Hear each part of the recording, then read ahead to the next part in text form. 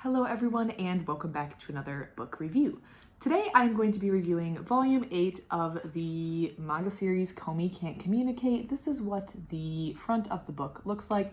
I read this in the ebook format. My library didn't have volume 8 in the physical format on the shelf, so I did the ebook version.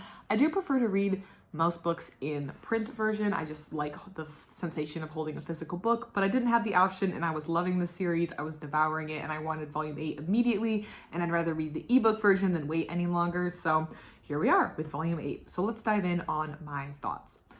So Komi Can't Communicate, if you're not familiar with the story to this point, features on our main character, Komi, who is a girl with a communication disorder. She's very, very shy and has trouble talking to people, and she has befriended a boy in high school named Tadano, who is this boy over here, who is helping her reach out and make new friends. But as we're on volume 8, Komi has definitely grown as a character and she's starting to make friends on her own a little bit. She definitely struggles. She definitely still has the communication disorder, but she's able to start branching out and making friends for herself.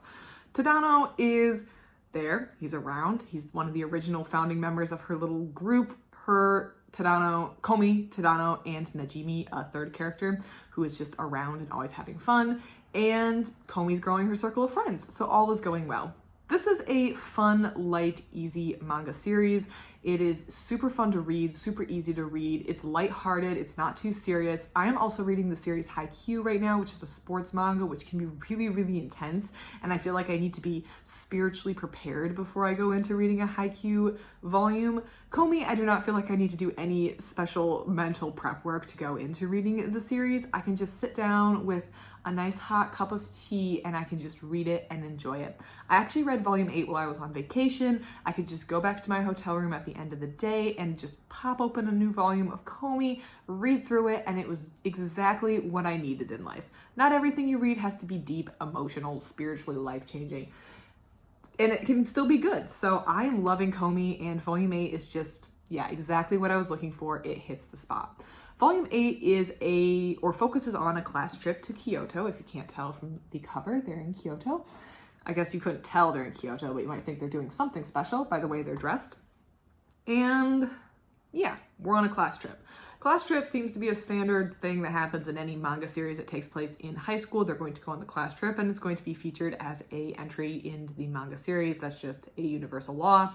And the class trip to Kyoto, nothing very wild, strange, or crazy happens. Komi is placed in a group with two girls that she doesn't know, but the two girls have kind of promised amongst themselves to give Komi the best trip possible. They're aware that she wants to make friends, so they're there, they're reaching out, they're helping her, and they've decided to make it the best go, give her the best opportunity to have this trip that she can have. So Komi is reaching out, making new friends on this trip, but the real driver in this series is the characters. It is the characters who drive this series forward. There's not some external plot like a threat or a bad guy or an evil plot to take over the world, or there's no plot like that in this series. This is definitely just characters and the relationship between characters, which is part of what makes it sweet, light, easy, fun to read.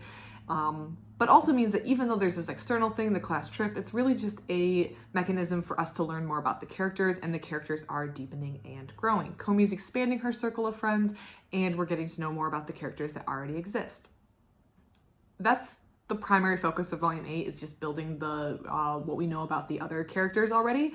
We get to see that Tadano definitely has a crush on Komi. I mean, if you haven't guessed it by volume 8, I feel like it was pretty obvious that there was at least some budding feelings. I think that maybe the feelings weren't always there initially, but they definitely have come on, and Tadano is crushing hard on Komi. Komi definitely has feelings back, but of course they're awkward teens. They're not really talking to one another about it. You know how it was when having a crush was like the most embarrassing thing in the world. So they're not talking about it, and I think it's just interesting to see where this goes, because I feel like everything that I thought in volume 7 about the budding feelings has come to, not fruition, but we definitely see it more clearly in volume 8.